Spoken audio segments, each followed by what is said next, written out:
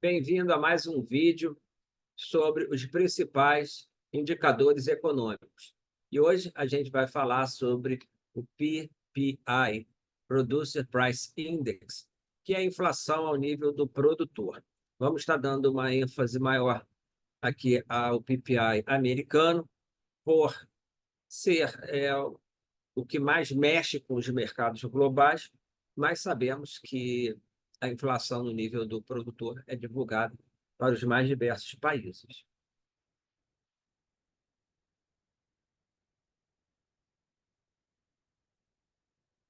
O índice de preços ao produtor, o PPI, nos Estados Unidos é divulgado mensalmente pelo Bureau of Labor Statistics, BLS, mesmo que divulga diversos outros indicadores, e monitora as alterações nos preços que os produtores recebem, oferecendo uma visão da inflação no setor atacadista.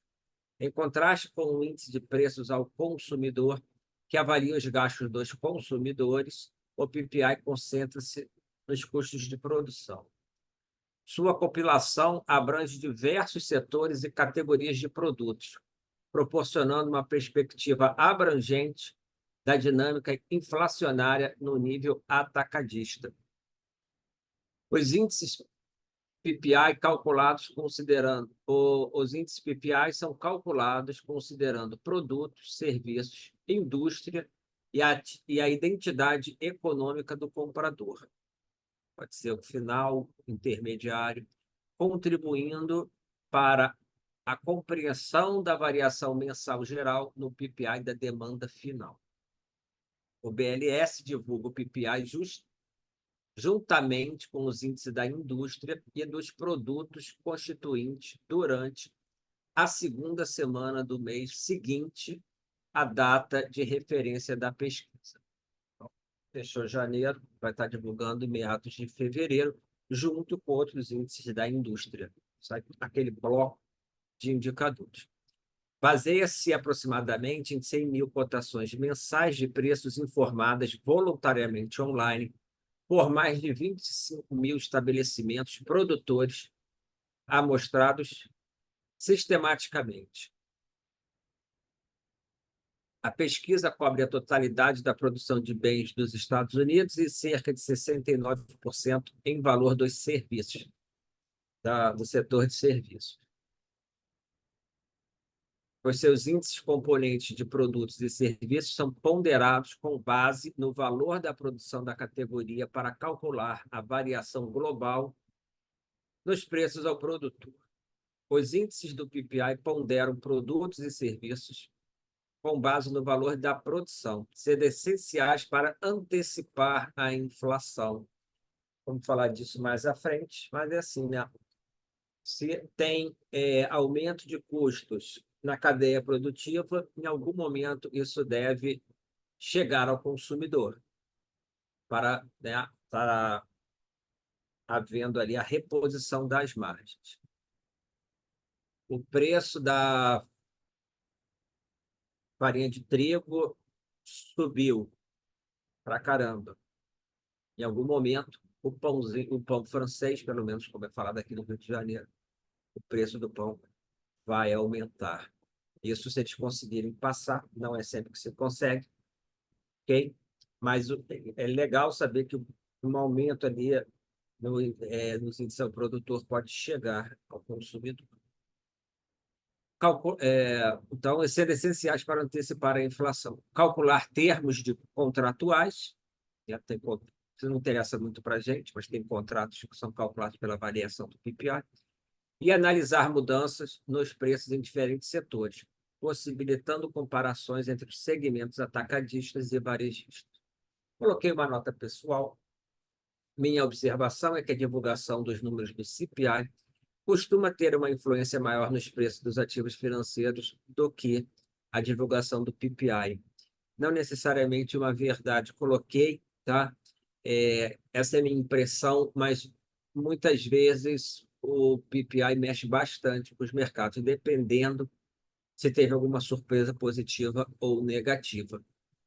Porém, o mercado sempre aguarda mais a divulgação da inflação ao consumidor, tá? Mas, com certeza, um PPI aí pode fazer os mercados se mexerem. Índices de inflação são muito importantes, tá? Porque afeta diretamente juros, né? E quando a gente fala de juros, a gente fala de ativos de risco, moedas, tá? Então, realmente, tem que estar de olho nos índices de inflação. Política monetária. O PPI mede a inflação da perspectiva do fabricante do produto ou fornecedor do serviço. Permite que o mercado fique atento às mudanças nos preços dos produtos que saem dos produtores. Então, uma bobina, que é um produto, uma bobina quente, né? Que é um produto siderúrgico, aumentando de preço. Em algum momento, pode ser repassado para o preço do carro, que vai ser no consumidor final.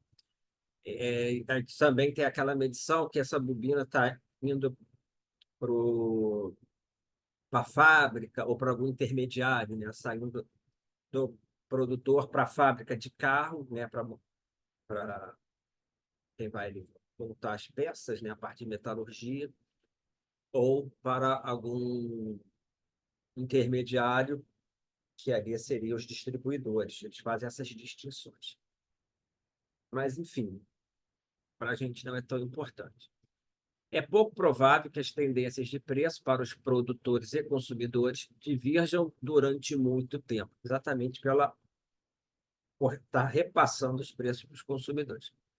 Por isso é importante, né, o PPI, né? Por isso ele realmente a gente tem que estar de olho. Uma vez que os preços no produtor influenciam fortemente os cobrados aos consumidores e vice-versa. No curto prazo, a inflação nos níveis atacadistas e varejistas podem diferir em resultado dos custos de distribuição, bem como dos impostos e subsídios governamentais. Eu fiz mais à frente um gráfico onde eu vou mostrar divergindo um pouco o PPI do CPI, mas aí mais por motivos de preço das commodities, tá? Que afeta muito aí a, a parte de produção, né? O aço, minério, petróleo, direto aí no produtor, nos preços vendidos pelo produtor. Os PPIs estão disponíveis para a produção de diversas indústrias de manufaturas e serviços. Anteriormente conhecido como Índice de Preços no Atacado, WPI, nos Estados Unidos, o PPI registra os preços dos produtos e serviços pagos na primeira transação comercial envolvida. Aí, um distribuidor comprou e vai repassar, como eu dei esse exemplo lá de comprar, por exemplo, um produto siderúrgico. É a primeira compra, tá? Reflete as mudanças nos... Quer dizer, ele vai fazer essa compra do produtor e não ali quando o distribuidor vai repassando, né? A primeira compra do distribuidor, não esses repasses. Então, ele registra os preços dos produtos e serviços pagos na primeira transação envolvida, a cadeia produtiva, né? Reflete as mudanças nos preços das matérias-primas ou insumos, itens semi-acabados e produtos acabados. Quando o preço dos insumos aumenta, o preço dos produtos semi-acabados e acabados também aumenta. O preço ali do minério aumentou, aí vai fazer um aço, o preço do aço aumentou, um semi-acabado vai estar aumentando também. E o acabado, com certeza. Quer dizer, quase certeza. Existem ali, às vezes não consegue repassar, né, e o custo fica na cadeia produtiva. O produtor absorve parte dele, enquanto o restante é repassado aos consumidores. Como resultado, os preços dos produtos sobem, causando inflação. Como o PPI tem um impacto direto sobre os preços ao consumidor, os números do PPI são diretamente ligados à identificação da taxa de inflação no país. Observe que o PPI básico não inclui os preços de alimentos e da energia. É o núcleo e o headline, assim como no CPI.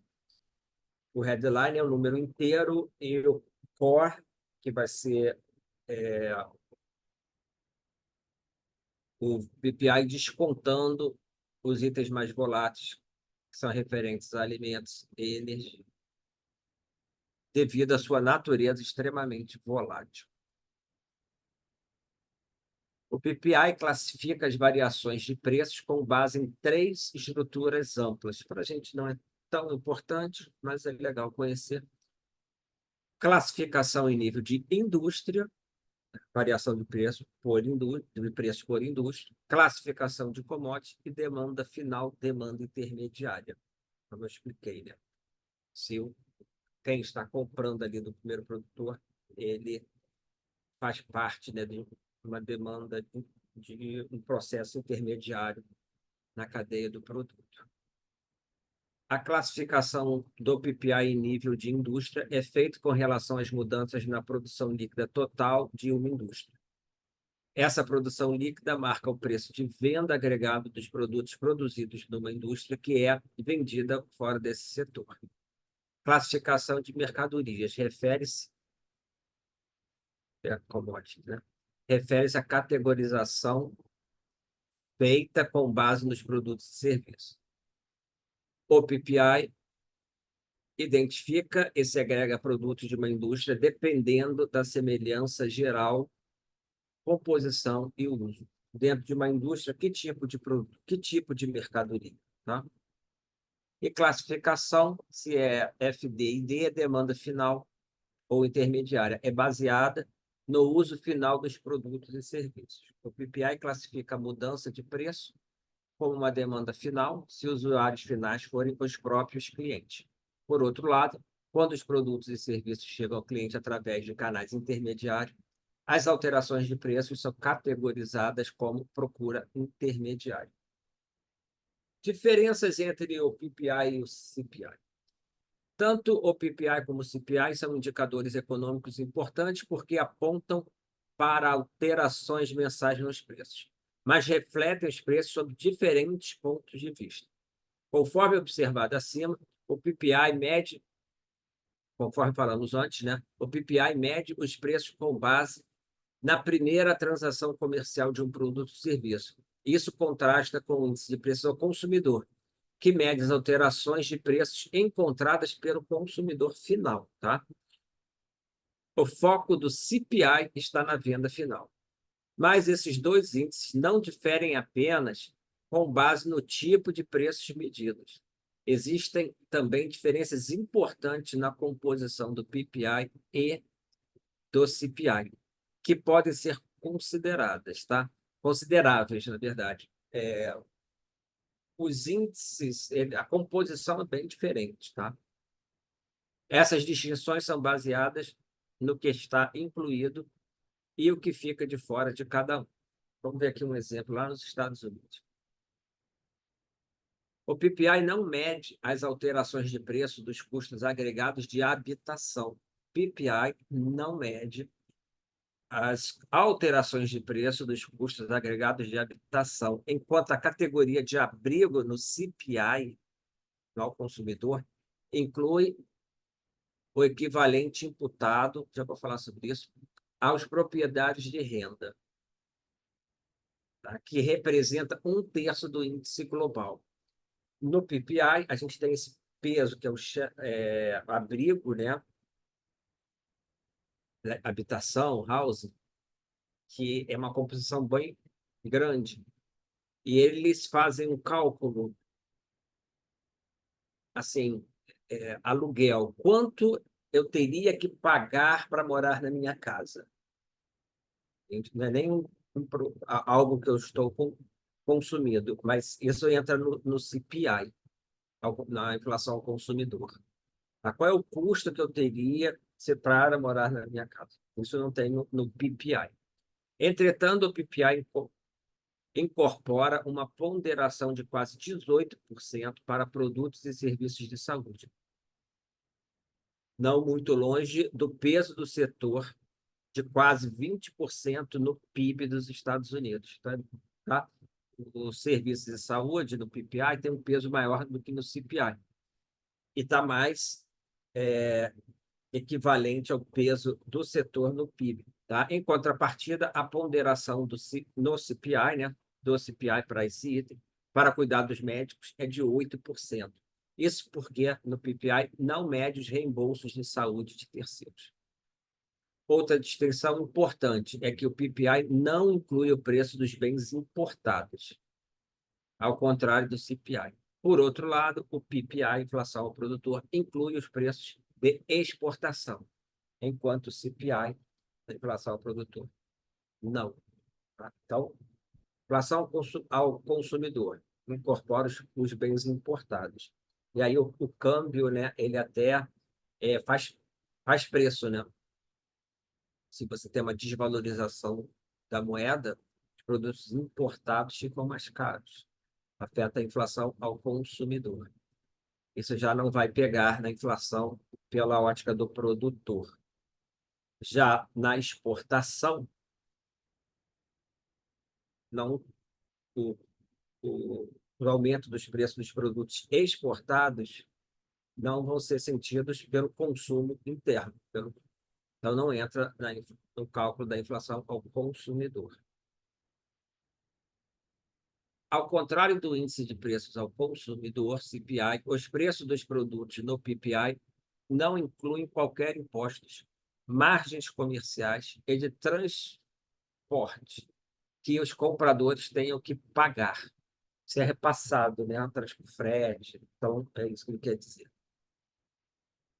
Em vez disso, os preços do PPI refletem as alterações nos custos de produção.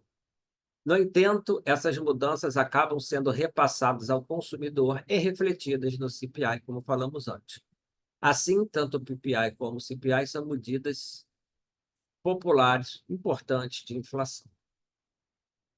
PPI, melhor parâmetro para comparar a diferença de preços de entrada e saída. Indicador de inflação ao nível dos produtores.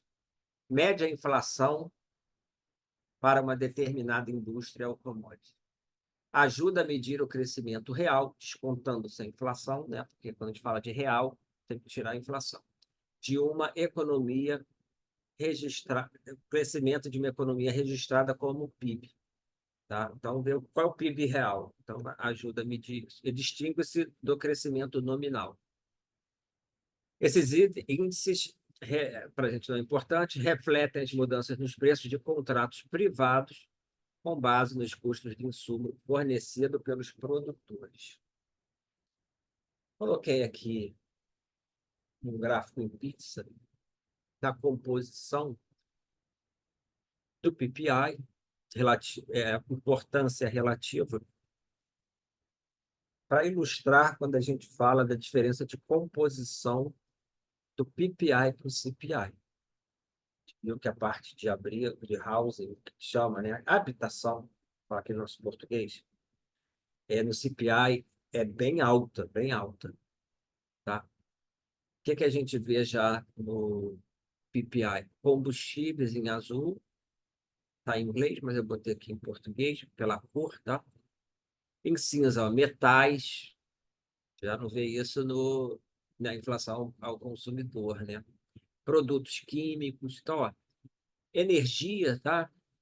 Que são os combustíveis, muito importante na produção.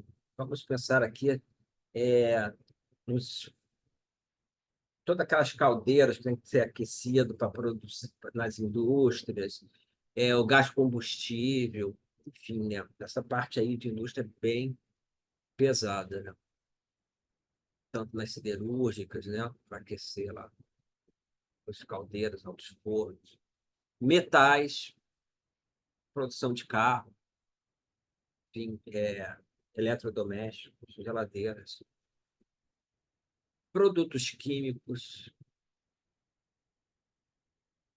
tem a subdivisão aqui, não consigo ver, tá? Mas tem cloro, por exemplo, tem a parte do que a Braskem faz, polipropileno, né? Toda essa parte de tintas, enfim, maquinaria, Comida e ração processados para animais, né? Aquela parte de ração para animal. E aqui a gente já pegou pelo menos uns 70% do PPI.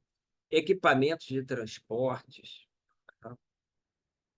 Produtos agrícolas, papel e celulose, borracha e plástico. Sobra depois alguns outros itens. Tá? E, claro, aí vai abrir para vários produtos, né? Dentro de cada categoria dessas, abre para vários produtos. Coloquei um gráfico que considero interessante, na verdade, alguns gráficos. E aqui, inflação nos Estados Unidos. Os produtores sentem antes que chegue nas ruas o aumento de preços. E aqui tem um gráfico que ele pega o PPI e avança um mês. Podemos aí talvez pensar, né, na sinalização, o que ele pode esperar para o CPI. E aí fica também importante, né? Acaba sendo um sinalizador. E aí, na sobreposição aqui dos gráficos, aí até 2023, né?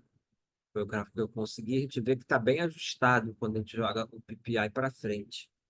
É como se, expliquei, né? Primeiro chega no produtor, depois no consumidor, e aqui no final, já em metade de 22 e até metade de 2023, a gente vê que o PPI cai mais rápido. E realmente a inflação daí para frente veio cedendo. No momento que eu estou gravando, que é fevereiro de 2024, o, a inflação lá nos Estados Unidos já está aqui na faixa de 3,10, 3,4, está por aqui. O PPI, tá? Que estava em 5. Então, ele escorregou. Esse movimento e essa subida tem muito a ver com o período pós-pandemia, onde houve uma, um descasamento entre a demanda, que voltou rápido em relação à produção, e também choque de ofertas, que ainda tiveram uma, um reforço, né, da guerra na Ucrânia. Então, a inflação subiu bem e os produtos que têm mais a ver com produtores vieram primeiro, né? Agora, o CPI já está fechando aqui para essa casa. Claro, são anos depois, a inflação veio quase meses depois, mas a intenção aqui é mostrar que, na grande parte do tempo, veio bem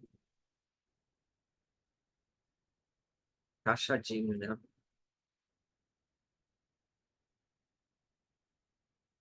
Bem, bem juntinho ali. O PPI avançando o mês com o CPI. Seguindo,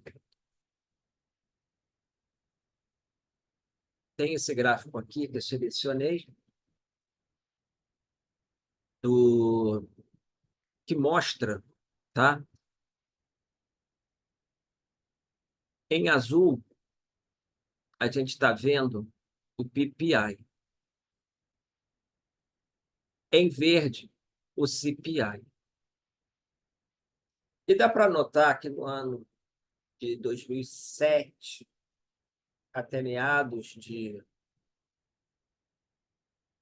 2008, eu acho que foi uma das épocas de mercado assim, que eu vivi muito, né? Até porque estava no fundo, e a atenção tinha que ser redobrada. Mas o que, que houve aqui? Tá? Desde 2004, 2005, esse período, deixa eu botar de outra cor, a gente teve um crescimento chinês muito forte. Poxa, construção civil na China, né? Bombando a demanda por commodities. E nesse período que está em amarelo, a gente teve um boom, já foi o boom das commodities, mas aí teve uma aceleração bem forte. E por isso tem esse descasamento da linha azul, que é o PPI, com a linha verde, que é o CPI, que mostra que nesse momento não o produtor, ele não, o vendedor final, né, não conseguiu passar esses custos para o consumidor final, ok? Então, o produtor teve que perder margem aí. Uma outra coisa que a gente pode pensar é o seguinte: essa explosão de custos levou a subidas de juros. Essa subida de juros levou à crise imobiliária.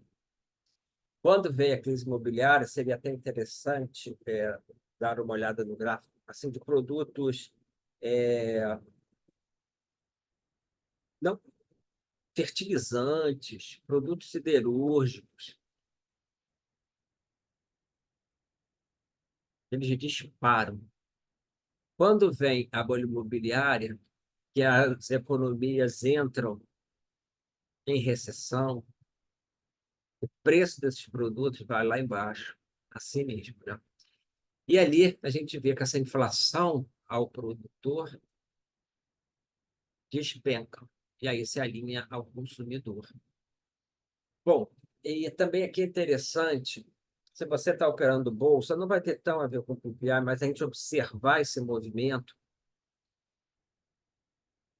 ajuda na seleção das carteiras em bolsa. Então, durante esse período, o preço das commodities subindo muito, a gente teve uma alta muito forte em Petro, em Vale, CSN. Foram os papéis que carregaram a bolsa. Eles já são de muito peso na nossa bolsa, mas carregaram o Ibov muito forte. Quando for comparado essas ações com as ações ligadas ao mercado interno brasileiro, varejo, telefonia, elas deram um show, né, no setor interno. Considero que a nossa bolsa tem ações ligadas ao setor externo e interno. E na alocação, ali quem alocou, quem entendeu o que estava acontecendo, ganhou bem do Ibovespa, e se não tivesse no Ibovespa, fez um bom dinheiro com essas ações. Aí eu convido vocês até depois darem uma olhadinha no Petro, Vale, CSN, nesses anos aí de 2006 a 2008, antes da crise da bolha imobiliária, tá? Então, assim, acompanhar isso também ajuda na bolsa. Seguindo um outro gráfico selecionado, PPI alimentos, alimentos e rações cruas e alimentos de consumos acabados, e o PPI de consumos acabados. Qual é o ponto aqui? Se a gente for ver cruas, né? Vai lá para cima e lá para baixo. Olha só a volatilidade disso. Produtos acabados, olha como que ele é bem mais flat, né? Bem menos volátil. E vou pegar esse gráfico e puxar também um pouco para a Bolsa, um pouco para a análise de setores, e falar de Brasil e de empresa. A Cosan, lá pelo 2006, quando ela entrou na Bolsa, ela era um player, né, praticamente de commodity. Açúcar, chama play, tá?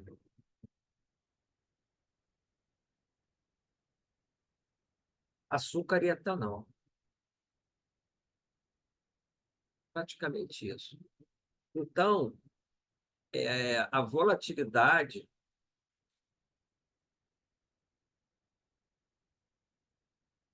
das ações era absurda, tem a ver com isso, tá?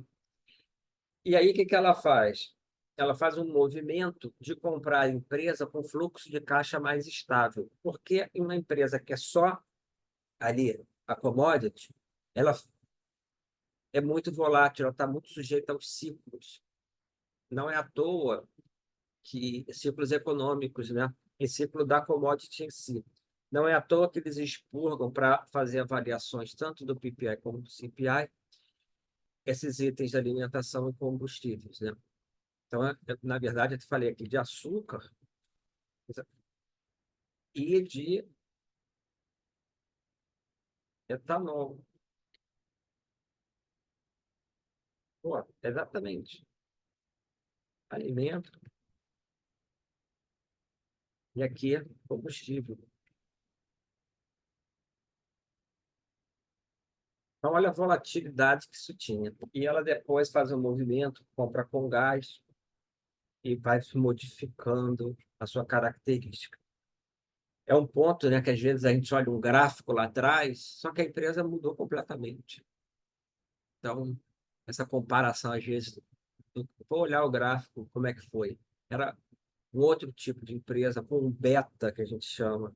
O beta é uma medição de risco, digamos assim, em relação ao IBOV, ou ao índice benchmark, ou o beta de uma ação americana em relação ao S&P. Ela era outra empresa. Não sei se essa comparação dos pontos, quando a gente olha no longo prazo, no curto, sim, ela tem tanto a ver, já que a empresa muda radicalmente. Existem movimentos, por exemplo, quando a gente pensa, vamos pensar aqui num frigorífico, numa BR Foods,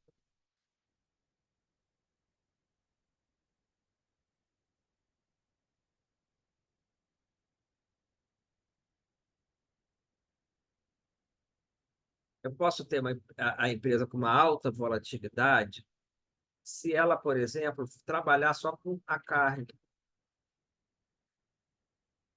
Ela não tem a ração, entendeu? É, tá? E depois eles fazem um movimento para produtos processados.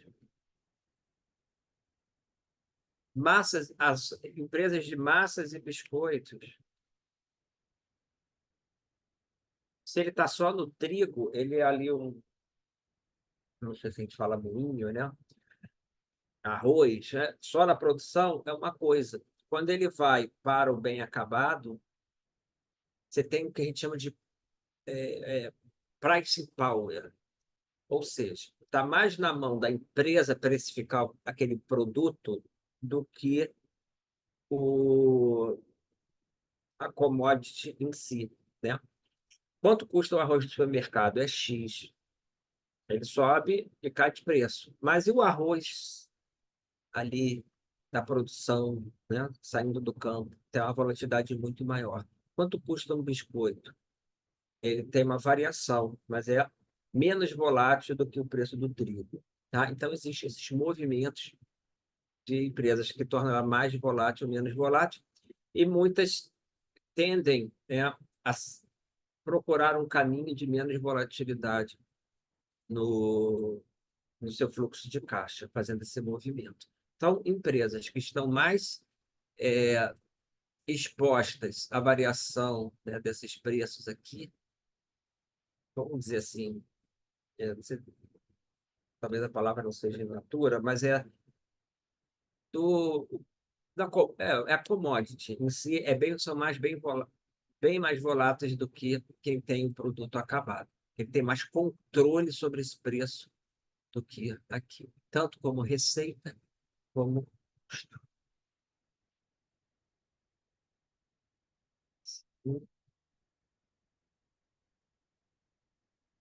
Peguei um gráfico lá da Bloomberg, um comparativo PPI demanda final, PPI demanda final, menos alimento e energia, que é o core.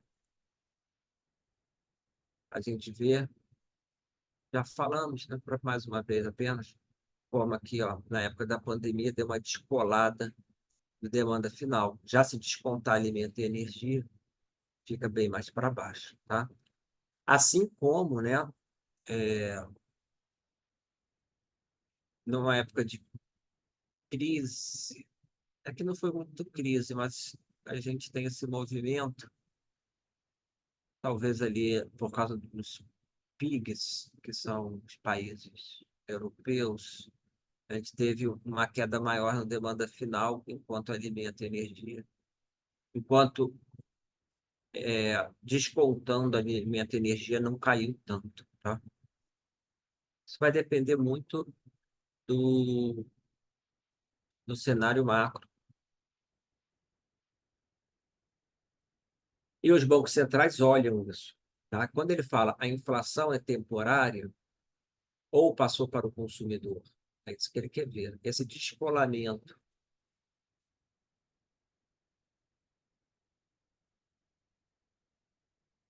Ele é temporário ou não? Ou são picos, né? Coloquei, então, um exemplo do PPI em novembro de 2023, e a gente vai ver, isso é uma outra coisa interessante, né? Que produtos caem e os serviços têm mais uma resiliência, tá? Política monetária, ela demora um pouquinho para chegar nos serviços. Abertura dos itens, produtos e energia e produtos sem energia e alimentos. Isso aqui, tá? A gente vê que na volta, quando a inflação cede basicamente por causa da parada do choque de oferta. E embaixo é a abertura do item serviços. Comércio ficou ok, a gente vê que teve uma queda grande em transporte e armazenamento, talvez por fretes, enfim. Tá? Tudo isso aí é olhado pelos economistas. Tá? Agora vamos chegar na parte que aí para o trader, né? Sempre lembrando, o importante nos indicadores, no primeiro momento, é muito mais o número em relação ao esperado. Então, aqui, PPI, né, vai para cima, vai para baixo aí, deve ser por divulgação. E aí tivemos o PPI mensal vindo abaixo do esperado, esperado era 0,1, e o núcleo veio 0,0, o esperado era 2. Então, janeiro 24, se veio abaixo do esperado, significa que teve menos inflação. Se teve menos inflação, o Fed pode estar baixando os juros. Se juros vêm para baixo, remuneração em dólar diminuiria. Lembrando que seu pensamento automático, sabe que ao longo do tempo que essa história vai ser contada. O que eu faço? Se CPI é baixo nesse raciocínio, eu tenho que vender dólar, tá? Então, aqui, ó, teve a divulgação do CPI, dia 12 do PPI, desculpa, abaixo do esperado. O primeiro momento é muito rápido, a não ser que esteja com a ordem colocada, acho que dificilmente consegue pegar na primeira barra, né? Ou pode até pegar, mas já no meio dela. Fiz uma entrada de venda por causa do PPI, abaixo do esperado, e zerei aqui. Movimento rápido. Pode-se botar as ordens penduradas? Pode, tá? Aí, como a gente não sabe qual é o número, vai ter que botar um acima e outro abaixo. Isso é rápido ali, assim, ele reverter, né? Porque a gente sabe que tem uma certa oscilação. Essa é a mesma situação, tá? PPI abaixo do esperado. Lembrando, inflação serve para o CPI, serve para o PPI e o PCI, que é um outro índice de inflação que a gente vai ver a seguir. Abaixo do esperado, lá nos Estados Unidos, o dólar deprecia, tá? Tem necessidade, a leitura imediata que é necessidade de juros mais alto ou juros altos por mais tempo é menor, dólar deprecia e as ações tendem a subir. Em outros contextos macroeconômicos, e por isso não dá para fazer uma análise tipo 0 ou 1 em macroeconomia, a gente tem que ver o que está acontecendo. Se está num processo de deflação, o medo já vai ser outro. Os bancos centrais vão querer que tenha alguma inflação, porque alguma inflação faz com que tenha consumo. Quando a gente tem deflação, ninguém quer consumir porque sabe que vai comprar mais barato na frente. O Japão, ele faz o quê? Ele tenta manter juros baixos, porque ele vem de um processo deflacionário, acho que agora nem está em deflação, mas veio lá do estouro da bolha imobiliária dos anos 90, que o japonês não consome. só poupa. Então, o BOJ, o Bank of Japan, que é o Banco Central japonês, ele quer que tenha inflação, que é para o japonês poder, e não, poder para o japonês gastar e deixar de poupar, né?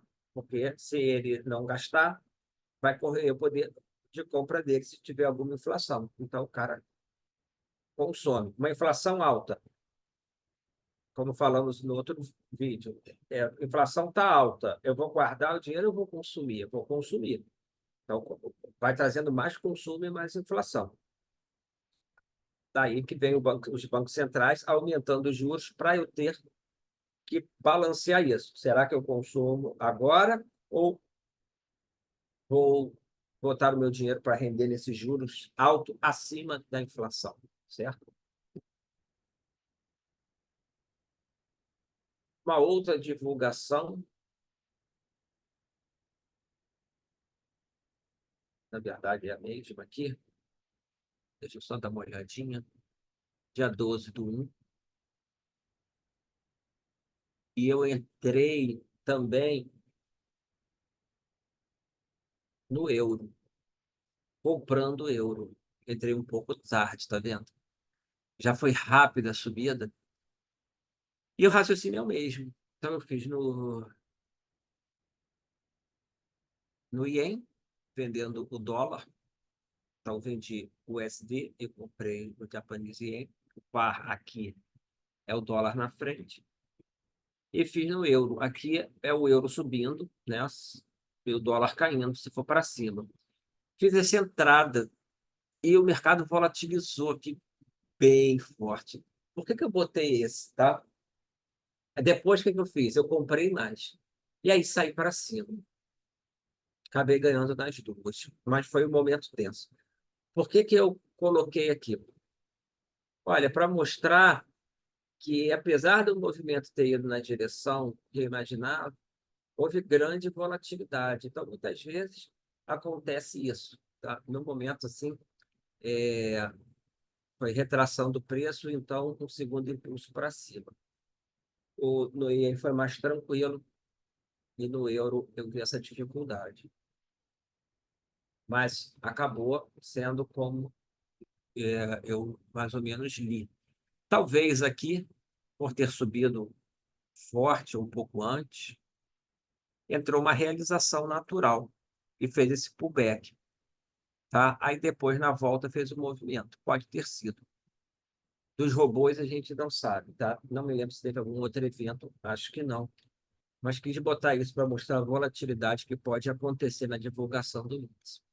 E a gente viu aí que o PPI acabou realmente fazendo preço, né?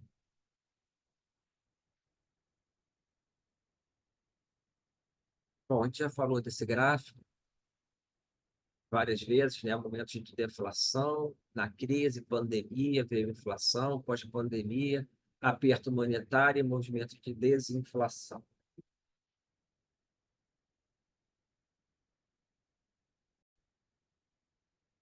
E aqui nesse gráfico, foi um dia interessante, foi a divulgação do PPI em fevereiro.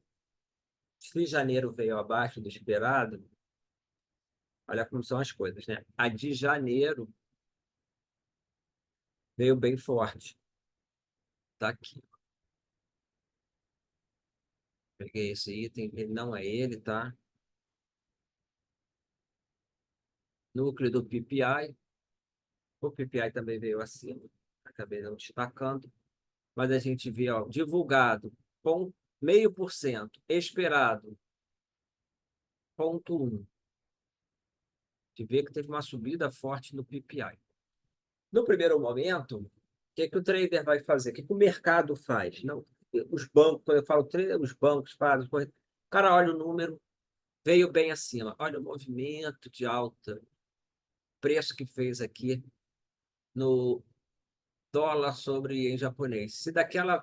Se no caso anterior o dólar caiu, faz aquela entrada de venda que eu fiz, aqui o dólar disparou, que é o raciocínio inverso. Mais inflação, juros por mais tempo, papapá. Tá? Então ele fez essa movimentação. Só que Depois, mais tarde, 1 hora e meia depois, saiu. Então, foi o primeiro tiro, tá? Saiu outros indicadores, confiança do consumidor de Michigan, expectativa de inflação de 5 anos, melhor que o esperado. Então, aqui, índice de Michigan, percepção do consumidor, veio um pouquinho abaixo. Confiança do consumidor veio acima, tá? Então, o mercado olhou essa aqui, que é mais conhecido esse índice, tá? De confiança do consumidor de Michigan, depois a gente vai ver. 78,4 contra 76,5 esperado.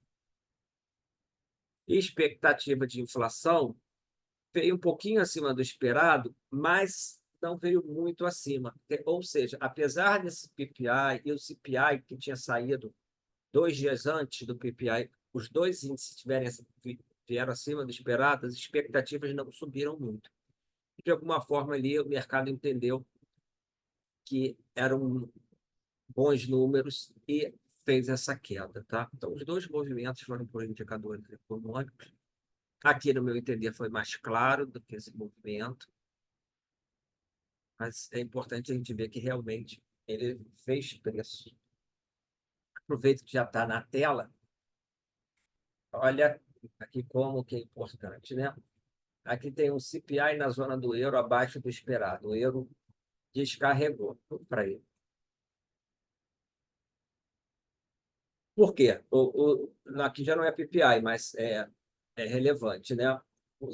Esses indicadores saem para a Europa, saem para Brasil, saem para Ásia, saem para China, né? Saem para os Estados Unidos, enfim.